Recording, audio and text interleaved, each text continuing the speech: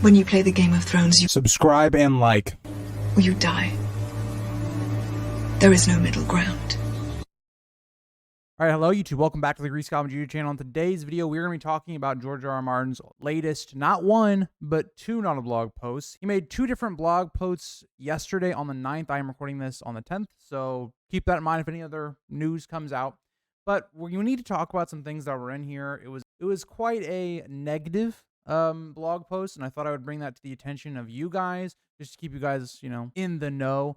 But before we get into what the blog post has to say, if you don't want to become a Patreon or a member, consider doing so. I give you guys an extra video and videos early, and thank you to those people that support me already. So let's look at this blog post. I'll have it up on screen for the most part, but I really want to focus on kind of the first, I would say, two paragraphs, because I think they're the most important. But he talks about his traveling and all the stuff that he's been having to do, and he talks about his journeying in Europe from July 15th to August 15th. And then he also talks about his year, right? So the first half of the year was pretty miserable. It was dominated by the death of Howard Waldrop on January 14th. It was somebody that was really dear to him. And this is something we've seen with George R. R. Martin pretty much all year. There's so many people that he's friends with in the business, or just friends with in real life, or whatever, and they're dying. And I think George is kind of looking internally and going, this thing that he writes about all the time in his books about death and your legacy that you leave behind after you die. A lot of that is kind of pushed into the character of like Tywin Lannister, for instance. And so he has been really negative about those things because I think he's thinking about his legacy. And I think it was almost a contingency plan that if he didn't finish the books, I know he plans to, that at least the show, HBO, would carry on his legacy. And you think about House of the Dragon and Game of Thrones, and those don't seem to be telling his story anymore, right? And I think he's thinking a lot about those things. But not only that, he has so much work, and he talks about that in the next paragraph. He says, "Nor did I find much solace in my work. Writing came hard, and though I did produce some new pages on both Winds of Winter, yes, and Blood of Fire, the sequel to Fire and Blood, the second part of my Targaryen history, I would have liked to turn out a lot more. Various television projects ate up most of those months. Some of that was pleasant, Dark Winds and the Hedge Knight, so positive things about the Hedge Knight, which is always good.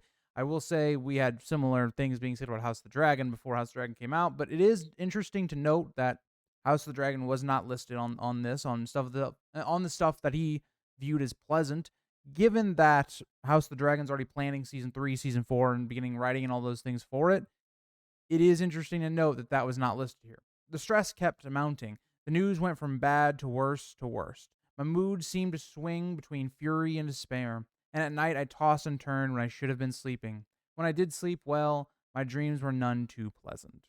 So that's a lot to take in, right? The fact that George is not getting as much work done as he would like to, and even though he is, right, it does suggest that he does, that he has gotten some work done on those books. It's not much, and that comes exactly from his mouth. And when you think about Winds of Winter, still being, it seems like couple hundred pages away from being finished, hearing a few pages doesn't fill you with confidence that the book is coming out next year or even the year after, right? And that's, I think, the part of this that's really hard to read. And you understand it from George. I feel really bad for George specifically because it seems like he's going through a lot right now. And he's contemplating his life and things that are going on. He feels overworked. And part of that is his own fault, right? Taking on all these additional projects, like going into other shows and other franchises, writing a video game, all those things. Those are reasons why he feels overworked. And it's because certain things just aren't going well for him, right? So if you look at the writing aspect, it's very slow going for his books. You look at the shows that he's been the most involved in, especially with Song of Ice and Fire, they've kind of taken a dark turn for him. I think he's in a place right now where he is deeply depressed, and I do feel bad for him. And so the update really is to point to a couple ideas. Is that one, this seems to be the root of why George R. R. Martin posted the blog post that he took down. It's a combination of all of these different things that have been haunting him this whole year. And you even think about in his other blog posts that he talks about, there's not much in this blog post relating to, Winds of Winter or anything like that. But he does talk about, like, he took a trip to visit Tolkien's grave. his television projects. He talks about his speech that he was giving, that he had issues with recording it and all that stuff. This kind of all adds up to this point of George feels overwhelmed. He feels his death is creeping in, given all these other authors around him and some of the great authors going to see Tolkien's grave and his legacy.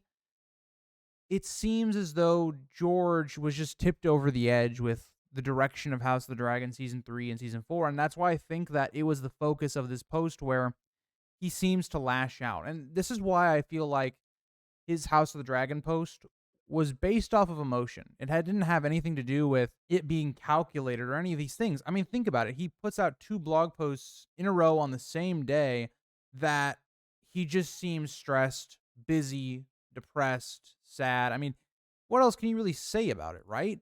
And so I think, this isn't a huge update. If you were coming into this video thinking, "Oh man, maybe we got a huge Winds of Winter update," that just isn't the case. Maybe there's some pages that got done. Maybe he finished a chapter, right? A chapter or two over this last year, or half a year, maybe I should say, but not positive news. And unfortunately, there hasn't really been much positive news about Winds of Winter in years, not really since the COVID time. But I don't know. Let me know what you guys think about George R. R. Martin's, current situation. I think he would feel, a lot better if he was able to get Winds of Winter done. I think it'd take some pressure off of him, even though Dream of Spring would continue that pressure of him needing to get that done next. But we'll see. Thank you guys all for watching, and I'll see you guys in the next one. Bye, guys.